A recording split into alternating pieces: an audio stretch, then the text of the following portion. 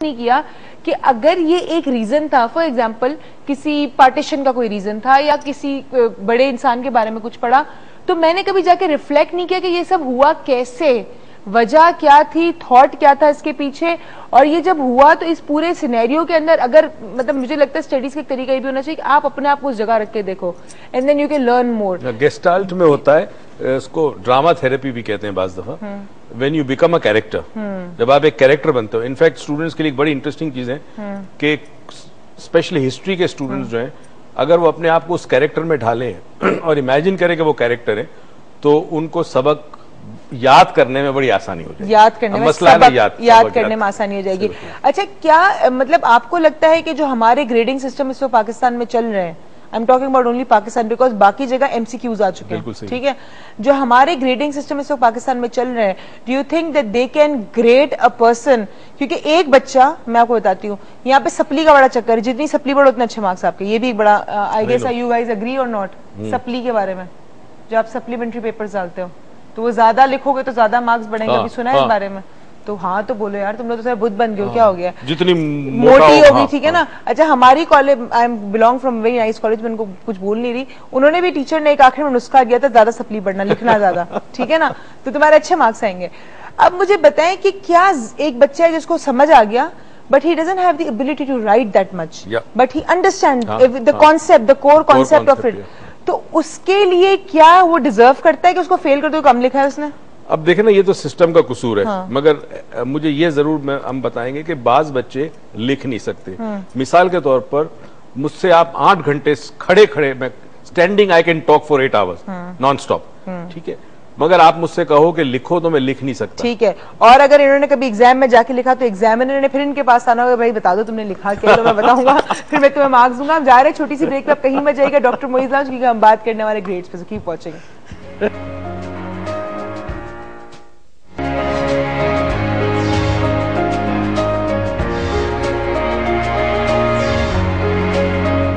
Welcome back नाजरीन, बात हो रही थी ग्रेड्स पे, ग्रेडिंग सिस्टम पे।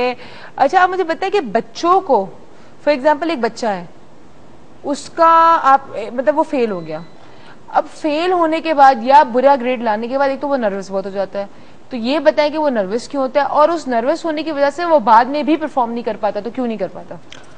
होता ये कि जब इंसान किसी वजह से नाकाम होता है, बच्चा को ले लो आप, इवन किसी उम्र का शख्स को ले लो, जब जिंदगी में कोई नाकामी फेस करता है, तो अब अतराफ के जो लोग हैं वो इसको शिद्दत से एहसास दिलाते हैं कि तुम फेल हो गए हो, नाकाम हो गए हो। पहली चीज ये, माँ बाप परेशान, खाला को पता चला, फुप्पो को पता चला, ताया को पता चला, फ्रेंड्स के अंदर बात हुई।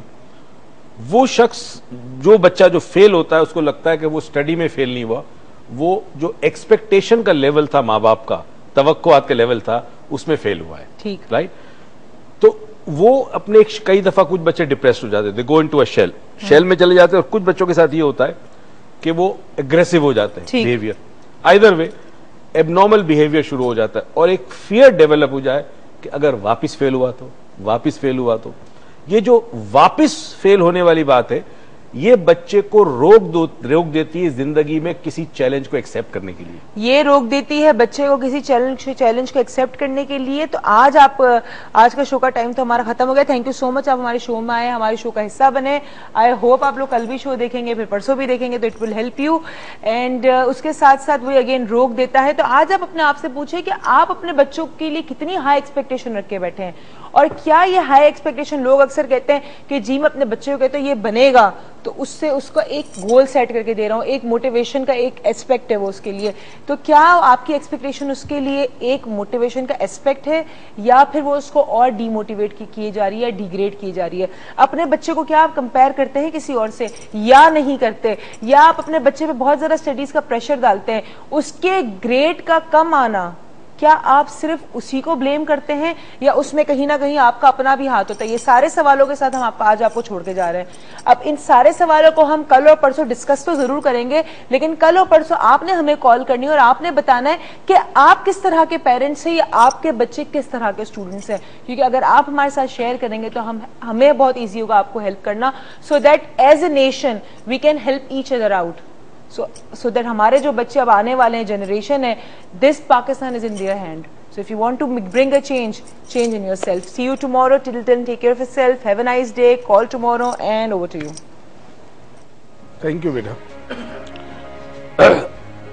हमने आज के दिन इस मौजू को जहां तक ले गए वो ये था कि मार्क्स ना आना या ग्रेड्स कम आने के बाद दूसरी टर्म में या दूसरी कोशिश में या दूसरे इम्तिहान में या दूसरे साल और मुश्किल हो जाता है बच्चे के लिए, क्योंकि उसे कहा जाता है कि तुम नहीं कर सकते। हम आम तौर पे भी करते हैं, घर के अंदर वालिदैन अक्सर बच्चे से कहते तुम ये नहीं कर सकते, तुम्हारे भाई अच्छा कर रहा है, तुम मैथ्स में वीक हो, तुम उर्दू में वीक हो, तुम्हारी स्पेलिंग है, ब्ला ब्ला ब्ला।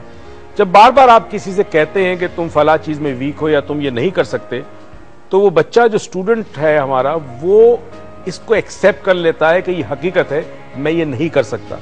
हो सकता है 2 साल पहले उसके मार्क्स कम आए हो, मगर 2 साल पहले भी अगर बार बार आपने उसको ये बात जताई होगी तो वो जिंदगी भर ही जुमला उसके साथ रहेगा।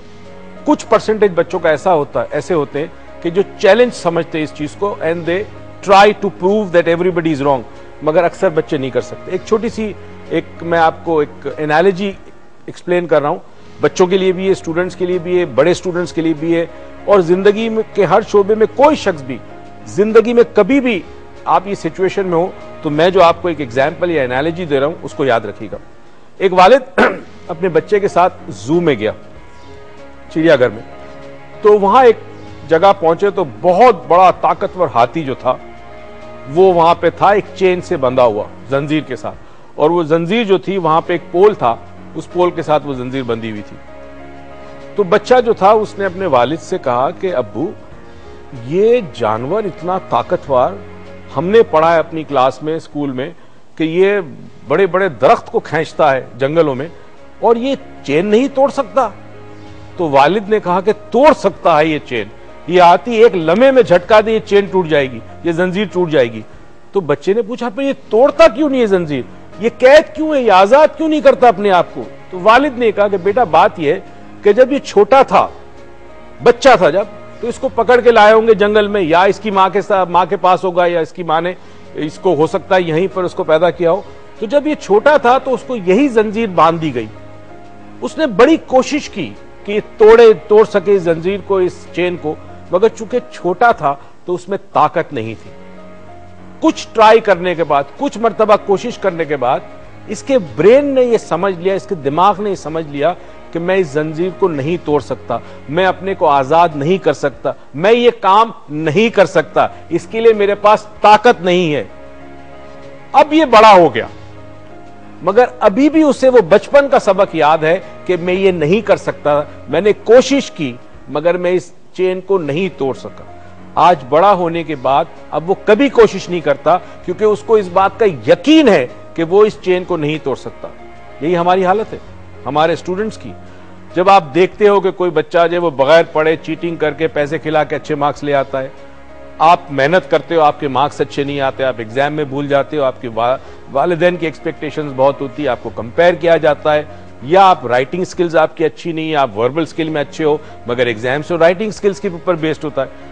तो अब ये चीजें आपको बांध देती है कि ये चीज मुमकिन नहीं है। अब जिंदगी में जब आप बड़े होते हो और बड़ी क्लासेस में जाओगे, अगले साल इम्तिहान में आओगे, तो ये आपका माजी आपका साथ नहीं छोड़ता। हमेशा माजी की वो तलखियां या वो नाकामी आपके साथ साथ चलती है, जो आपको मुस्तकबिल में नए चैलेंजेस का सामना करने से कतराती है, रोकती है आपको, या आपको वो कुव्वत और ताकत नहीं देती कि आप चेक कर सको कि हाँ अब मैं चैन तोड़ सकता हूं, कोशिश तो करूं। तो जो हमारे स्टूडेंट्स ये प्रोग्राम देख रहे हैं, कोशिश करो, इस साल उम्मीद करता हूं कि आपके मार्क्स पहले से बेहतर आएंगे। इस बात पे यकीन करो कि you can get better grades. इस दुआ और उम्मीद के साथ कि परवरदिगार आपको जिंदगी में बहुत सारी खुशियां दे, तौफीक दे के खुशियां दूसरों में बांटे। पाकिस्तान पाइंदाबाद।